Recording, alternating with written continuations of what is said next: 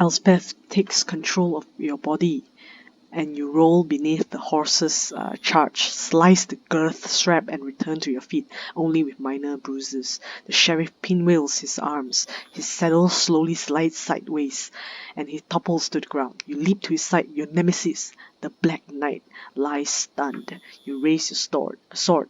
Little John lumbers up to the ruins, Marianne running behind him. "'Tis bad business that happened up here, Robin," he shouts. "The Dame of the Tower led the sack of Camelot, slew the Black Knight when he came after her, and then threw herself from the tower battlements. It's bad business, I say, to do it again." I pause. "Elspeth, any last words?" "Kill him," Elspeth screams in your mind, quickly, before it's too late.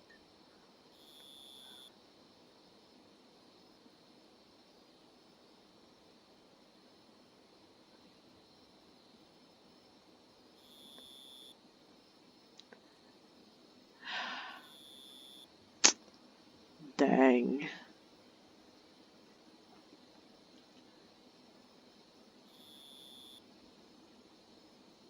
Alright, I'll just follow through. "Die, Sheriff." I bring the sword down.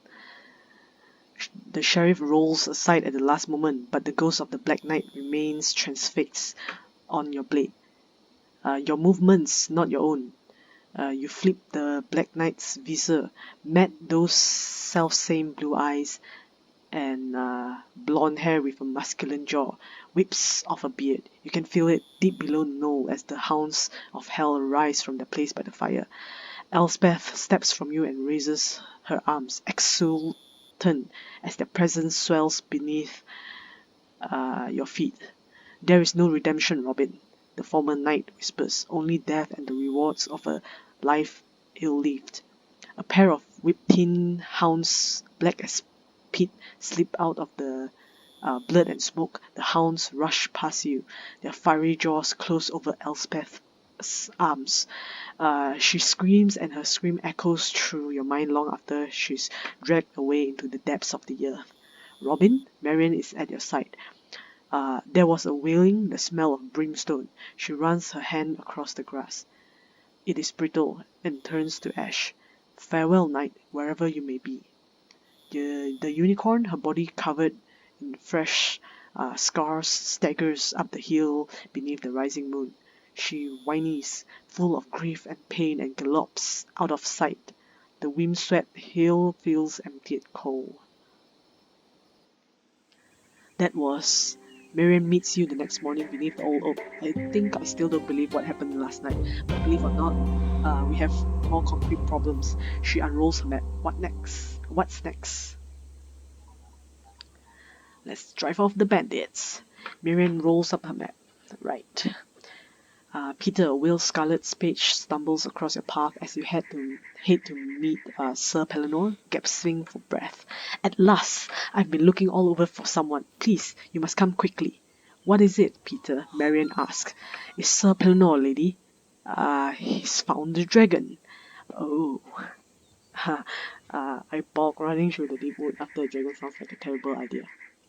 Okay, so I pause, gathering my weapons, and follow Peter through the forest. Okay, so I got my checkpoint.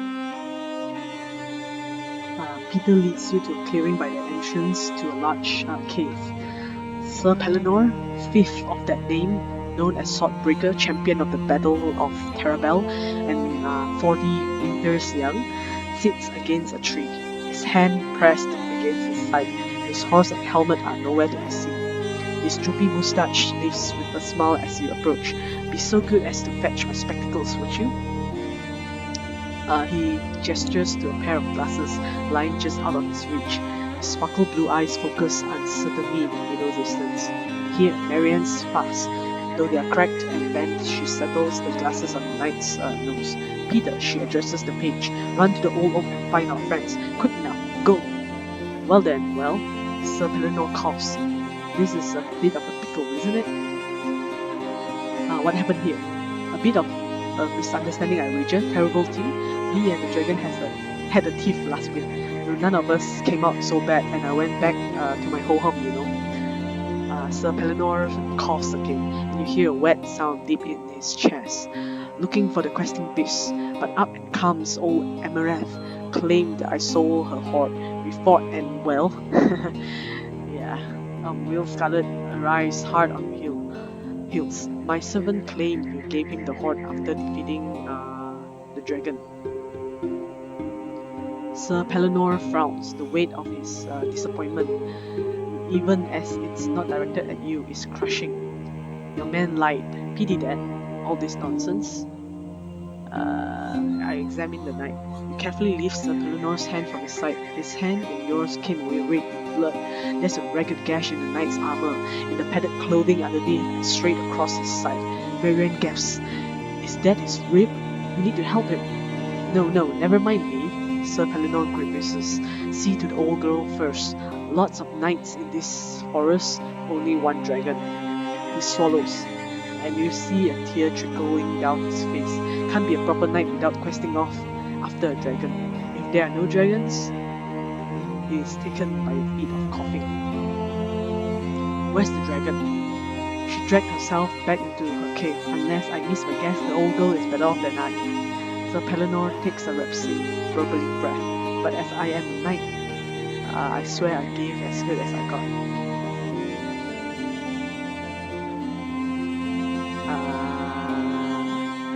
If I help a dragon, I can get the dragon like on my side, right?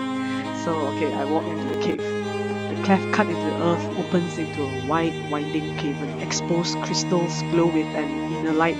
Their soft radiance beats back the darkness. A dragon lies in the center of the chamber. Its purple scales are dull. One of its wings lies limp, and it fills the cavern with the slow sound of labored breathing. Eyes, black a swirl with purple flecks, track your movement. There is no more treasure, human. The dragon speaks, its voice distinctly female. There is nothing. Sir Pellinor asked me to check your wounds. The knight cares for my well-being. Amareth chuckles. I will not become any more dead for your inspection. Go to. Amareth has a number of old scars and minor cuts across her body. She hisses dangerously when you approach her wing. It might be broken, but underneath you find a real problem. A shattered lens is lodged in the chest. Blood leaks slowly from the wound, sizzles when it hits the cavern floor. The lens needs to come out. Rosalind is there, feeling around the wound. There's room for one very strong person to work by Dragon's side. We'll also need a Purple Knight Cap as a sedative, otherwise whoever works the lens out is likely to get mauled. Lastly, we need lots of spring bonnet, a mushroom with strong regenerative properties. Okay, so how do I assign people? Indeed, last dragon of Sherwood, Amareth pauses for breath. A name is a powerful thing. Who are you, human? I would balance the truth between us. I tell the truth. I am Lady Robin of Locksley. There, now we hold the balance of truth between us. What is this place? This cavern is my home and my grave. A curious oscillating sound echoes through the chamber. Amareth is laughing. Flee, human, for I will haunt this place and curse all who come to steal my hoard. The cavern extends to a series of smaller chambers that themselves branches into other passages. I suspect this cave is both larger and more complex than we can fully explore at the moment. Marianne whispers. Though, if there are other exits, and I bet there are, this would make an excellent hideout. It's hidden, spacious, and highly defensible.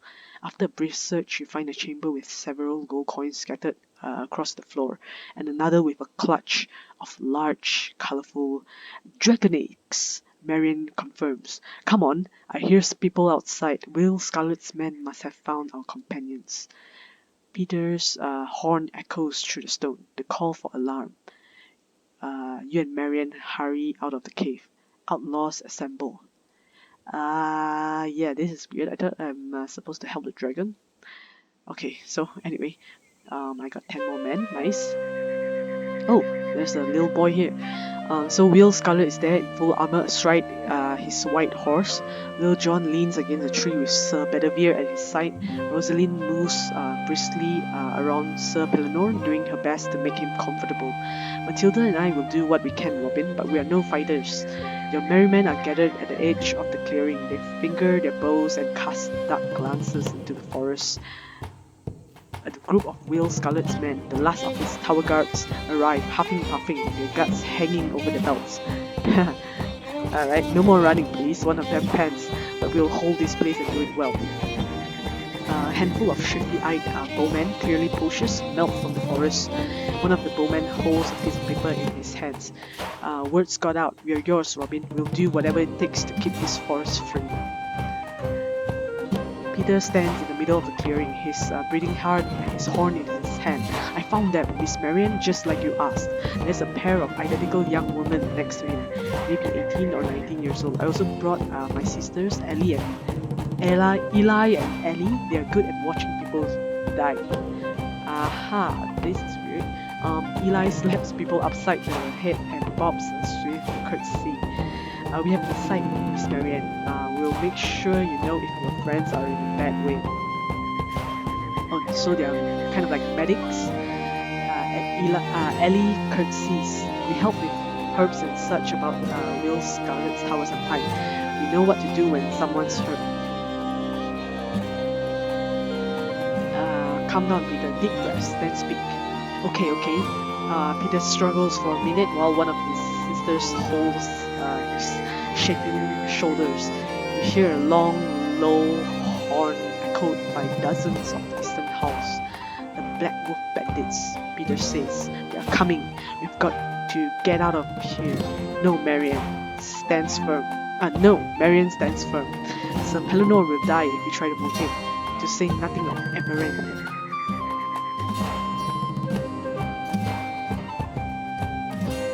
Can anyone tell me more about these Black Wolf bandits? The Black Wolves have raided the border farms around Sherwood for years. Marian steps forward. No offense to you, Robin, but they are the most wanted outlaws in the forest. Their leader is Harold the Grim, and he's always accompanied by a huge black wolf, big as a horse with teeth like daggers. Why they are coming here? Peter stammers. The farms are far away. I have long suspected they have a spy in my household. Will steadies his horse. They come for me, for I have hunted them for years. They're coming for the Dragon's Cave, Little John says. They lost their main hideout recently, and the caves are a ready-made lair in the heart of Sherwood. It would take an army to root them out if they settle here. They come for us all, Sir Pellinore ruses. The Black Wolves care only for death and plunder. They claim the forest as their own. Upstart competition. He looks to you and Marian. Knights who quest, dragons who dispute the territory, there is no room for us in their world. They sense our weakness is seized by a fit of coughing. Each of us has a part to play in what comes, Marian says. What Robin asks of you, it won't all be easy or simple, but it will be necessary. All eyes turn to you, expectant. Right, I'm the leader, aren't I?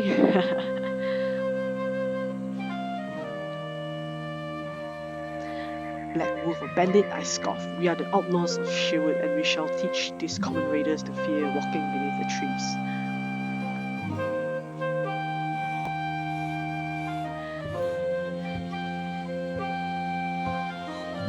Oh, okay, so the placement of followers will make a difference in the unfolding battle against the Black Wolves. You can review your current assignments in the help screen. Help screen. Help. Oh.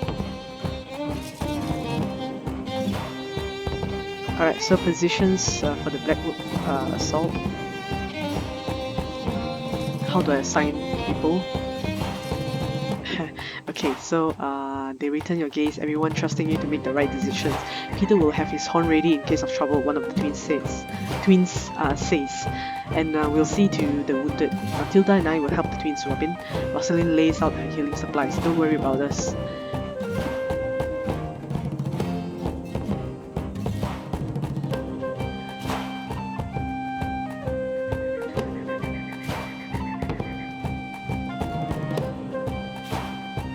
Do you have preferences as to your positions? I've hounded these bandits for years. Will canters his horse in a small circle. Let me take the battle to them. Little John looks over the cave. The opening's no bigger than the tree I'm used to I'm standing on. I think I can hold it. Marion brushes down the skirt. I'll help with the wounded if you don't mind. Your merryman shrugs. Wherever you send us, Robin, we're here with you. Will's guard are still catching a breath. We'll stay by the cave, thanks.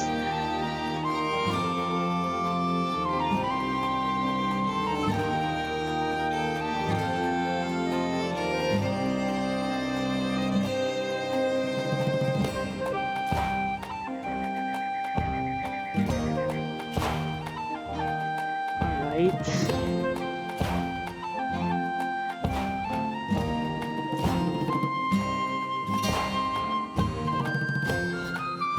What do we need? The more people we have looking for ingredients, the faster they can find them.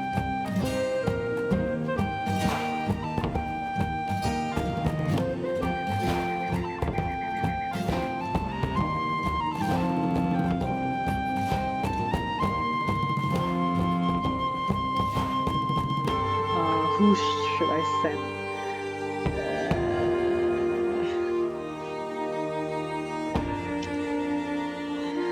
Marion should be able to do that. Marion smiles. Perfect. Matilda, come with me. It'll be like gathering herbs for the stew.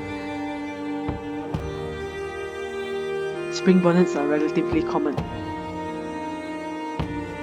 I'll hunt for the bonnets myself. One of the twins instructs you on the best places to look for herbs in the area. You don't need any more ingredients that you can think of. Okay, we need to make a poultice, a spring bonnet to regenerate flesh, purple nightcap to dull the pain, sleep leaf to draw out infection, and mandrake root as a catalyst. If we only find spring bonnet mushroom, we have a chance. Everything else is added insurance. She frowns and continues. Emereth has a lens in her chest that needs to come out. Purple nightcap can act as a sedative, otherwise whoever works the lens out is likely to get mauled, and we need lots of spring bonnet. Peter raises his hand, begging your pardon, but Sir Pellinor was often off chasing a magical creature called Gladison, the questing beast. When he passed through our area, a drop of his saliva or touch of his claws might heal the wounded. Stop filling their heads with stories. Eli, or is it Ellie, smacks her brother upside the head. We beg your pardon, Robin, but spring bonnets and nightcaps in any quantity will help us treat the wounded on a basic level.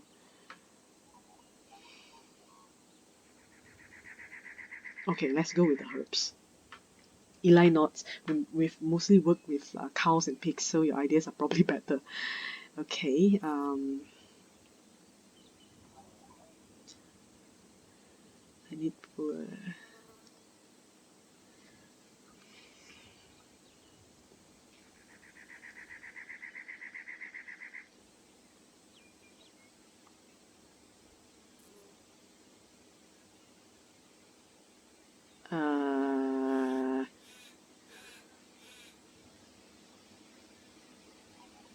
will be trickier to find. Alright.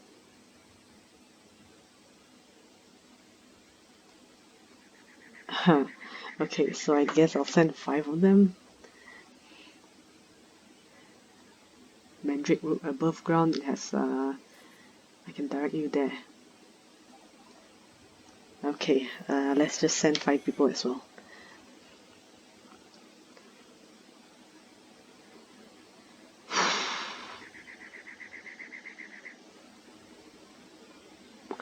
Oh wow, in that case I don't have a lot of people left, right?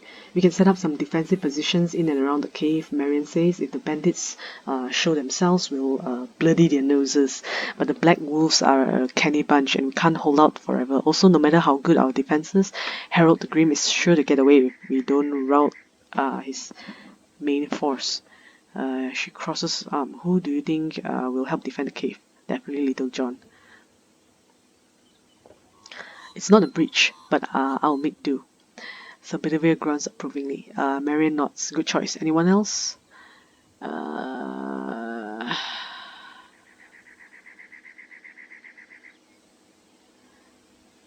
Send five more people. Alright. Peter comes out of the cave. The dragon says her situation hasn't changed.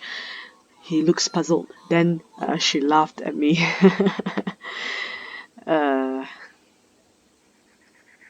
Okay, I need people to take the fight to the bandits. Hit the bandits hard and we might get a crack at Harold the Grim. Marion advises, but if the bandits get into the clearing, our people in the woods won't be much help until they can drop back. She thinks a moment more. If Harold has the work to keep his people from running, he'll have less energy when we finally hunt him down. Has to work to keep his people from running.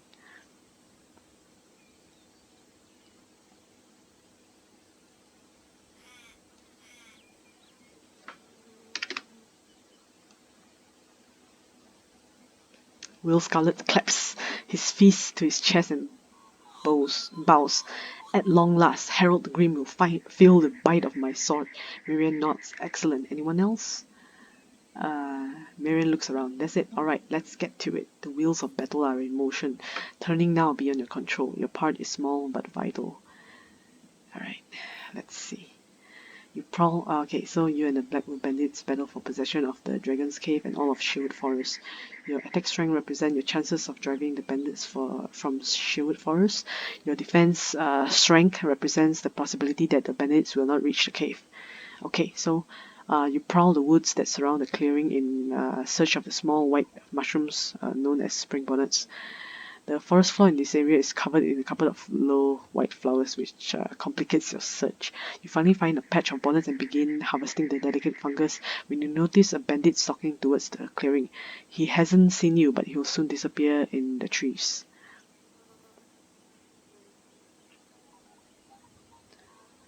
It's only one bandit, so we need the bonnets. The bandit soon vanishes and you finish gathering the bonnets. Hopefully no one will be worse off for you allowing the bandit to pass. The clearing is deceptively peaceful, though you can hear sounds of the battle in the woods. The body of the bandit lies face down in the dirt trail that leads to the cave. Someone has begun piling sticks around the entrance.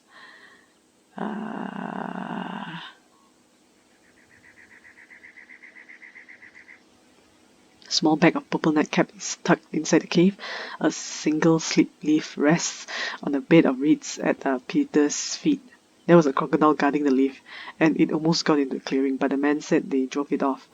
A man-shaped mandrake root, clean of its dirt, is propped against the wall of the cave. An ancient burial ground was defiled in order to retrieve this root in a timely manner. Peter says in a sing-song voice, staring into the distance, and you feel a ghostly weight settle over your shoulders. Sorry, Robin, did I say something? Looking on Sir Pellinor. Sir Pellinor, sir, Ellie is with the old knight. Drink this, please.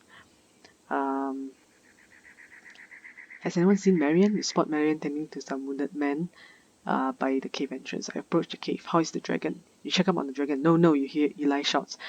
I know it hurts. Just let me touch it. We can save you. Our healing plans are ready to move forward. You have all of the ingredients you need to assemble a healing poultice. You assemble the poultice and gently bind it over Sir Pelinor's wound. His color begins improving almost immediately and you can no longer hear the wet gurgle in his lungs. Now he just needs a little time. You grab a handful of arrows and a drink of water. The battle's not over yet. Marianne steps out of the cave up to her elbows in blood. Robin, Eli and Ellie are excellent. As it is, I have time to tend to our own injured and the wounds of any captured bandits. Good work, thank you. Marianne smiles and begins washing her hands. I've heard the men talking. The bandits are afraid. They weren't prepared for our counter-attack and we've kept them off balance ever since. She shows you a dagger strapped to a thigh. I have this just in case, but hopefully I won't have to use it for more than cutting bandages. Thanks for the update, Marianne. Marianne nods and walks back into the cave. Robin, there you are. Rosalind catches your arms. The bonnets, perfect. She takes the basket of spring bonnets. Well then, I'd say we are ready to pull the lens. You want to help me, Robin? You also have the purple nightcaps to keep the dragon calm during the procedure. Perfect. I didn't know if we would have time to find this. Rosalind graces you with a rare smile. Now, wash up if you're going to be there to help. I'll be right there. Amaranth's breathing is slow and heavy beneath the glimmering light of the cavern. Eli smears a paste of ground mushrooms around her wound and instructs you to grab the broken lance. The dragon shudders slightly, but the numbing agencies of the purple nightcap take effect. The lance slides out smoothly. Rosaline dives in with a large needle in a length of thick twine. In moments, the wound is sewed close and packed with more mushroom paste. She leads you out of the cave. Now we hope this wasn't too late. Let's see what I can do to help out the defenders. Birds chirp and flutter through the trees, and the noonday sun bakes the dirt of the clearing into a brown, flat pan. Your men erect a makeshift barricade around the entrance to the cavern. Down! One of your men cries. You hear it too. A chorus of thick twangs, the familiar sound of the English longbow. A black cloud of arrows arcs out of the trees, followed by another. Most bury themselves in dirt, a few tunk into your barricade. The bandits must be firing as a group. The volleys come like clockwork every 20 seconds.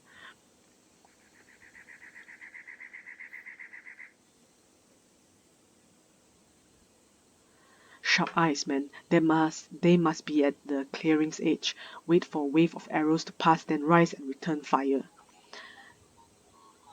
You calm your nerves against the near constant tunk of arrows into your barricade. You count, rise and fire in one smooth motion. A bandit falls from the trees and then another as your men follow suit. You wait another 20 seconds, then a minute, but no more arrows fly your way. The bandits have retreated.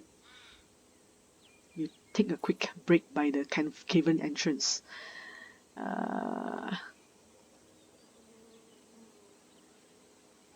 Sir Pellinor settles his crooked, broken glasses across his nose and gets on to his feet. I say, "Where is my sword?" he says, inadvertently ducking an arrow from the trees. Ah, here it is. He rises and swats a mosquito, and a second arrow out of the sky with a wave of his hand.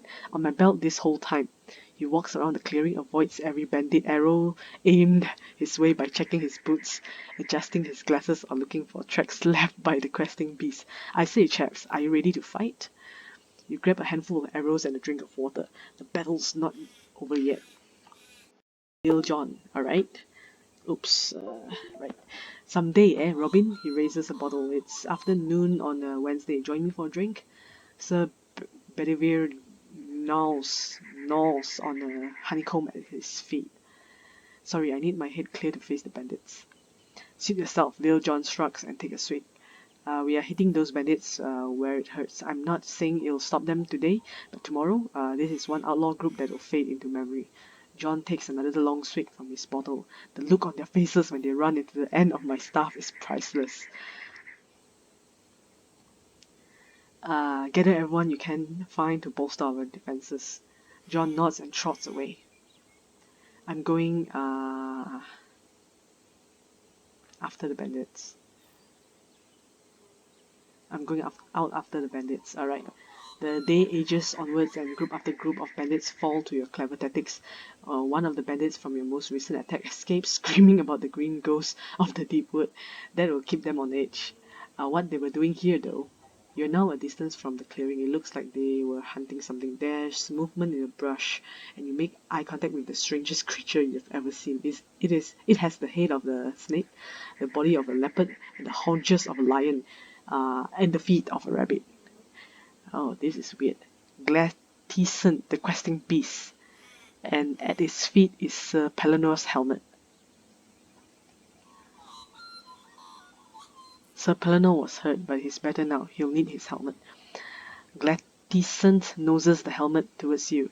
It sheds a single golden tear. You blink, and the questing beast is gone. Its tracks are sunk into soft ground where it stood, but there is no further sign that it was ever there. You pick up the helmet and return to your own hunt. The Black Wolf bandits remain a pressing concern. Will Scarlet catches a bandit's attack on his shield and knocks him out with a single blow.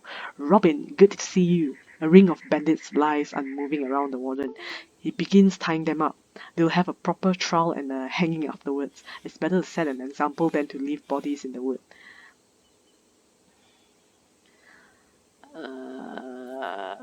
Let them leave. Convince them to join our cause. Will talks to the bandits for a few minutes. The men nod. Your cause is worth more than Harold's. One of them said.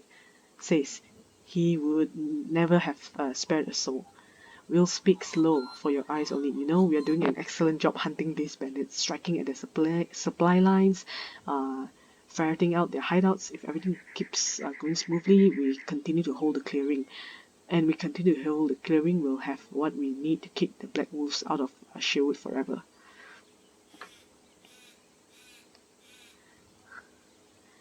Will Scarlet nods and rides away.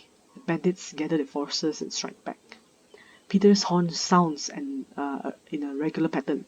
Bandit forces have withdrawn. All's quiet. I continue attacking the bandits. Bandits fall to your unerring marksmanship. You slay silent and sure from the treetops.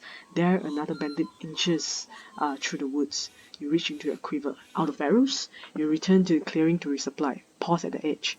There's an attack underway. An ogre throws barrels of flaming pitch across the length of the clearing, while several dozen bandits wait nearby for your defenses to collapse.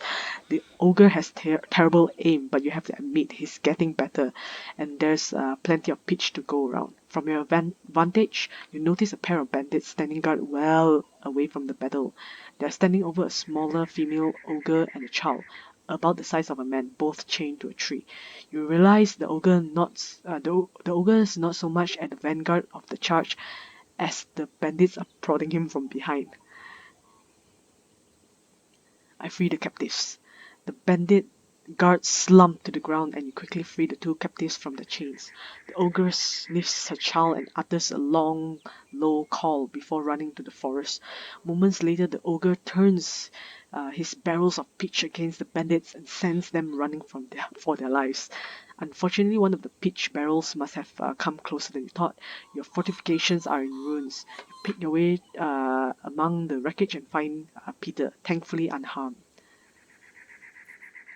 You quickly take a quick break by the cavern entrance.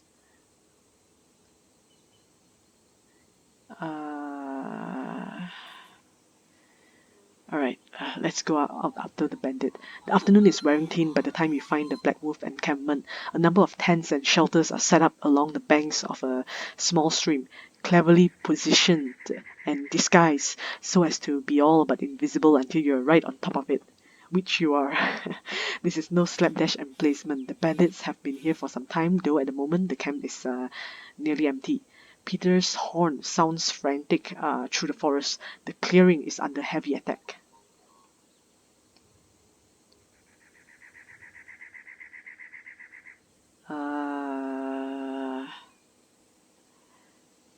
I'll infiltrate the encampment then. Two parts of the encampment catch your attention. The first is an ornate tent, much larger than the others. It's either a supply tent or more likely Harold the Grim's personal quarters. The second is an area of chains and cages. The bandits have been taken prisoners, and a number of people and creatures much larger than people sit despondent beneath the glare of several bandit guards. Ogres, you recognize the other prisoners now.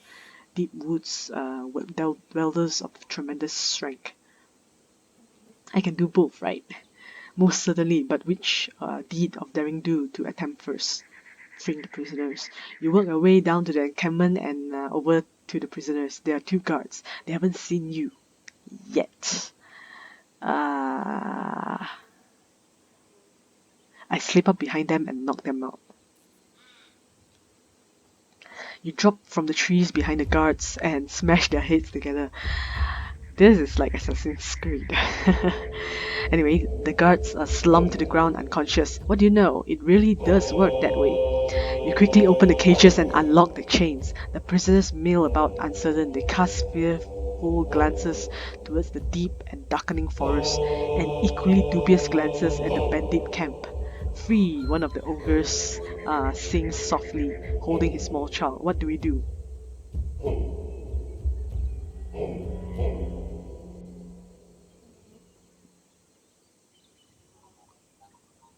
Okay, so grab weapons and come with me. We'll teach these bandits a lesson. Nice. You take a few minutes to find the bandit supplies and hand out weapons. By the time your new recruits are armed and ready, the remains of the afternoon have fallen into dusk. Whips slide into existence amidst the high branches and mist rises from the ground. I am Matthew. Master Huntsman of Woodbridge, one of the men kneels before you, captured after you and Lady Marianne escaped across the river. Traded to Harold for who knows what reason. Whatever happens, me and mine are with you. We are here, an ogre hums, sniffing at the wind. We too will help with what comes. He picks up a log as long as you're tall and hefts it over his shoulder. One of the prisoners points, his arm trembling. A thin, gaunt man stands atop a jagged boulder in the middle of the stream, a black wolf at his side. Harold the Grim, for he can be none other than the leader of the Black Wolves, raises his double-headed axe above his head. The wolf lets out a low howl, and is echoed by 100 screaming bandits charging into camp. The bandits are wounded, battered, but by no means beaten. You think I am defeated by the likes of you? Harold cries. Uh, oh no, he drags a figure in front of him and pulls her head back by her hair. Marianne, come and get her.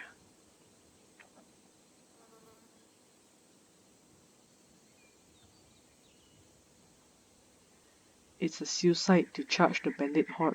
I lead the prisoners in a fighting retreat back to the clearing.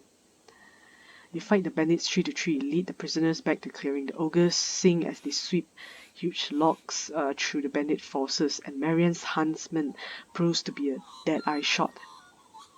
You collapse by the entrance to the cave, the prisoners in tow. Peter stops you in the woods outside the clearing. The bandits are all over the front of the cave right now. We have had to move everyone and everything into the deeper chambers. Come on, there's a secret entrance over here. There's one more thing. They have captured Marianne. I'm going after Marianne alone. The bandit camp is quiet, deserted. The mist seeps and pools, but does not rise in this area as it has through the rest of the deep wood. As such, you can see clearly. There are no lights except a single torch illuminating Marianne, tied to a stout post in the center of the encampment. Set fire to the camp, or stealth and speed? I do douse the torch and get Marianne out under cover of darkness.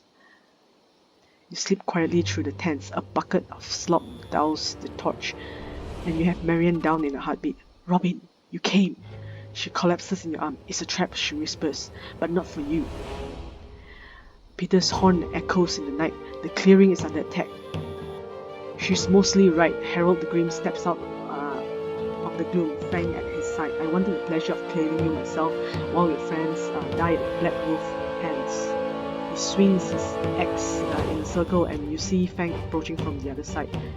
Last, I have everything I came for. Dragon's eggs. Maid Marianne, your head is simply icing on the cake. Marianne picks up a long knife and faces down the Black Wolf. Harold lets out a fearsome yell and brings his axe low around his body. It looks like he's going to try to cleave you from hip to shoulder, but his balance is all wrong.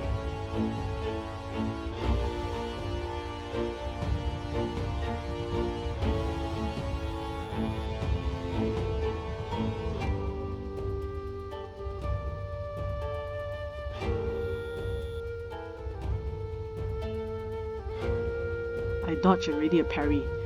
Harold changes his swing at the last moment as you suspected. You catch his blade and then again, but he moves fast through a practice pattern, and the best you can do is hold him off until he finishes. You spot an opening and cut Harold across the arm. He staggers away, warding you off with his axe. Harold spins his axe back and forth in front of him, carefully balanced on the balls of his feet.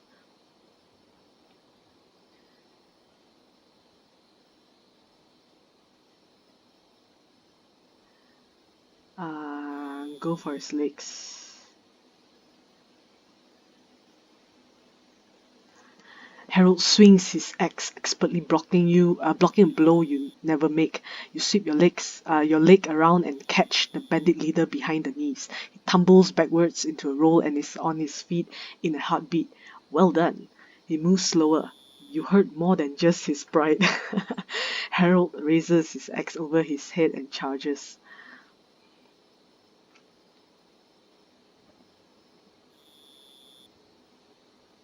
I feign, looking for an opening.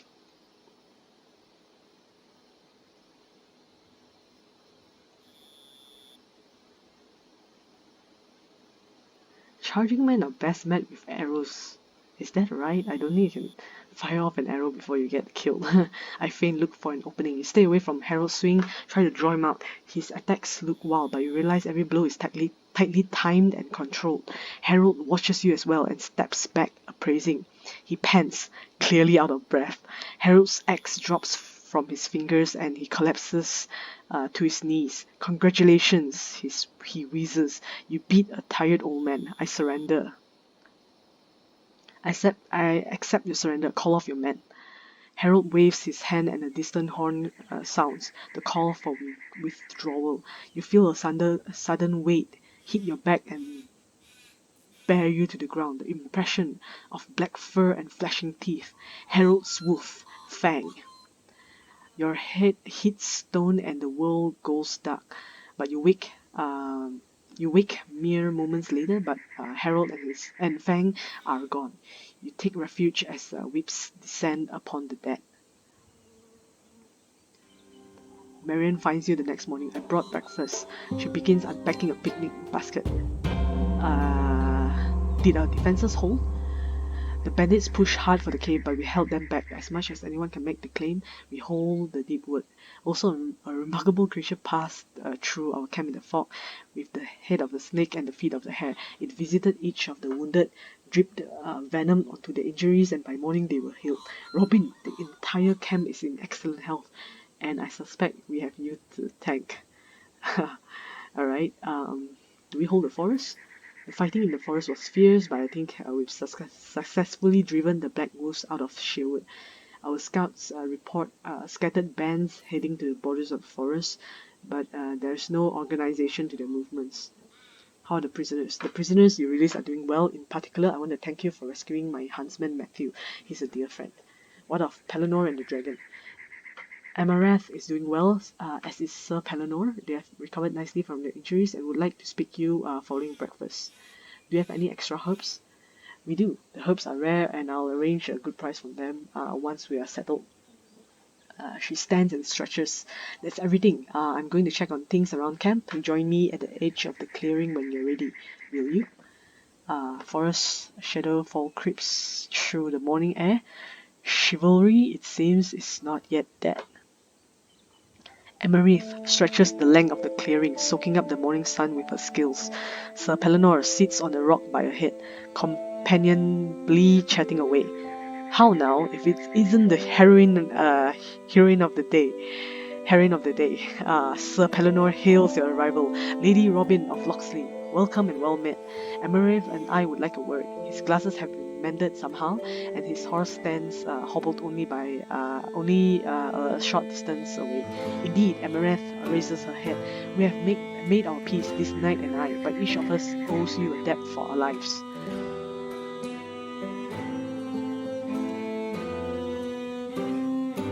Sir Pelennor, let us speak of your debt. Very good, prompt and to the point. Sir Pelennor kneels before you. Be it known that I am honour-bound to continue my search for Glytison, else I would pledge my sword to you to your cause. However, my searching takes me far and wide, and I am known to all the noble houses in England. Ask of me what you will within my means, and I shall endeavour to see it done. Speak well of us to the nobility. It is with the support of your men and money that we shall be victorious.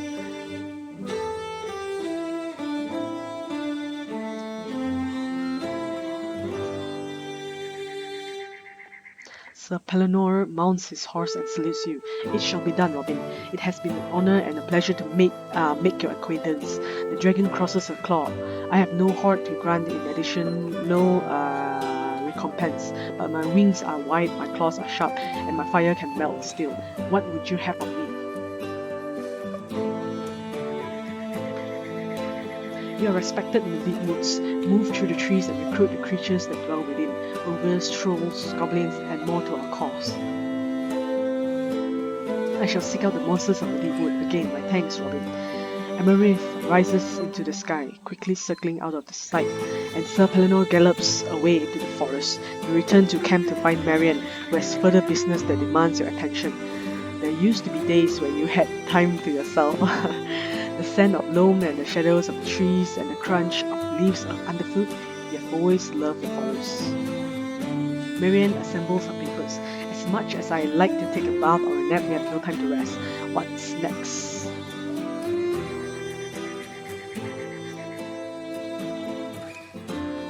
So we have taken the river crossing. We are laying a groundwork for long-term resistance. Robin, whatever you do now will help us down the line. Sandman has scouted the area to keep watch for enemies. Right.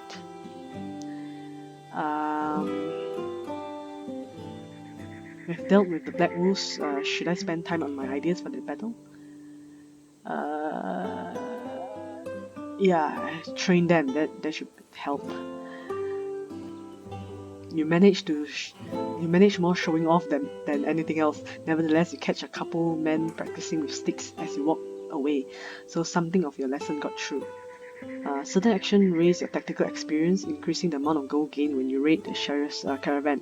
On the other hand, a rise in the sheriff's patrol's rank will decrease it. Alright, so we are going to pick a permanent base.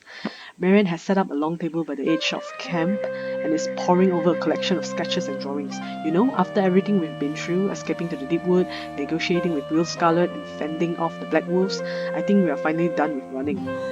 She wipes her hair from her eyes. Also, Will's tower guards have decided to join us, which give our numbers a boost. She walks around the table and looks you in the eye. I want to thank you, Robin. None of us would be here without you. As such, it's only fair you have the final say. She takes a deep breath. It's time to decide where to base our activities, to plan our raids, defend against attacks, and to live life until we can drive the foul sheriff from Nottingham. She gestures to the table. I've narrowed our possibilities down to 3 options. There's the Old Oak, Will Scarlet's Tower, and Emerald cave system. What shall it be?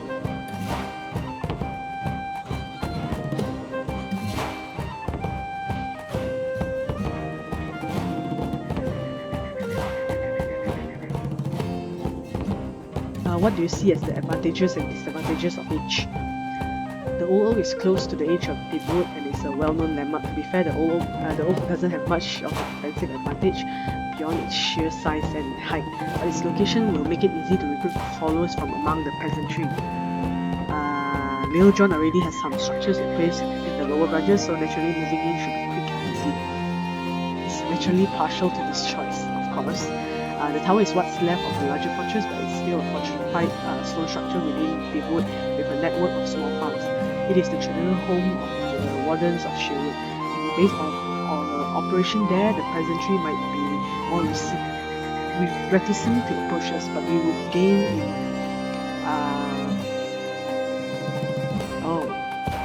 in legitimacy and respectability among the nobility. Will Scarlet will join us wherever we are, but he has been talking up the eccentricities of his home. Living in a cave will take some getting used to, and more than a little work to make comfortable, but the veritable maze of chambers will serve us well if we ever attack again. Also, by living this far from civilization, we are more likely to encounter the non-human inhabitants of the forest. If we can unite those creatures under our banner, we will have a force to be reckoned with.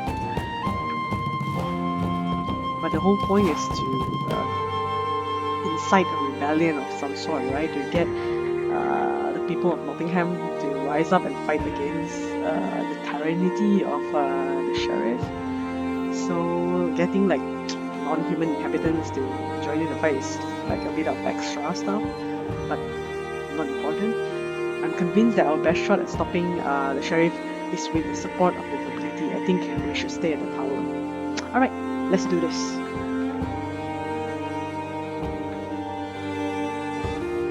Alright, so that's the plan. Miriam takes your hand and leads you back to camp where she announces your decision. There's much work to be done. The downfall of the Sheriff of Nottingham will not accomplish itself, but today we celebrate. In this forest we have a home. In you we have devoted friends and allies. There are no enemies hounding our steps. The deep wood is ours. She pumps her fists in the air to Robin Hood and the outlaws of Sherwood. The festivities last long into the night. Alright, so that's it for now. I'm actually quite thirsty because I've been reading for like almost 2 hours now. I will continue my adventures later because this is actually a checkpoint, right? So I'll see whether I can record a continuation of this story this weekend. Alright, so alright, see you around. Bye.